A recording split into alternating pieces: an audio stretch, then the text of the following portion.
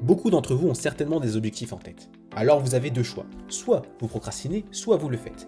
Le truc c'est que bon nombre de ceux qui le font s'étonnent de ne pas avoir les résultats qu'ils attendent. Lorsque ça arrive, soit on se dit que c'est pas fait pour nous, soit on se demande si on a fait jusqu'à là et bon, qu'est-ce qu'il y a à améliorer. Et si vous avez fait le deuxième choix, bravo à vous. Et vous vous demandez certainement quelle est la réponse. Eh bien c'est assez nuancé. Lorsque vous allez avoir des objectifs, il y a beaucoup de paramètres sur lesquels vous allez devoir jouer.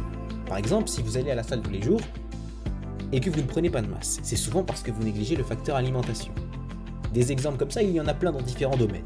Et c'est toujours au cas par cas. On ne peut pas trouver une explication à quelqu'un juste à partir d'une raison.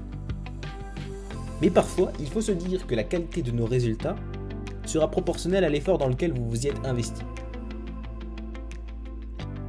Pour reprendre l'exemple de la salle, un mec qui va 5 fois par semaine à la salle, s'il le fait bien en mangeant bien à côté, aura plus de résultats qu'un autre qui va une fois par semaine à la salle à mode de vie et alimentation égale. Apprenez à ouvrir les yeux parfois et à être honnête avec soi-même est le meilleur cadeau que vous pouvez vous faire. Car ça vous évitera de vivre un jour et même toute votre vie dans l'illusion et de voir les choses en face. Alors oui, parfois il y a des choses qu'on ne contrôle pas. Et c'est tout à fait normal. Mais ce que vous contrôlez, c'est votre position vis-à-vis de la difficulté. Est-ce que vous allez rester passif face à la difficulté ou vous allez vous relever et trouver des solutions à la vie ? La vie, c'est souvent une question de choix. Et si vous avez de grandes aspirations, il va falloir que l'intensité de vos efforts le soit aussi. Alors attention, je ne dis pas que vous devez être dur avec vous-même. Non, il faut savoir reconnaître ses progrès par rapport à sa version d'hier, infime soit-il.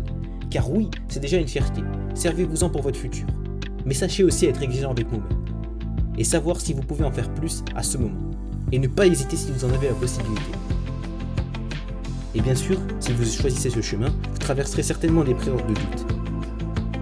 Vous ne vous comprendrez plus vous-même. Vous douterez de votre valeur. Mais c'est à ce moment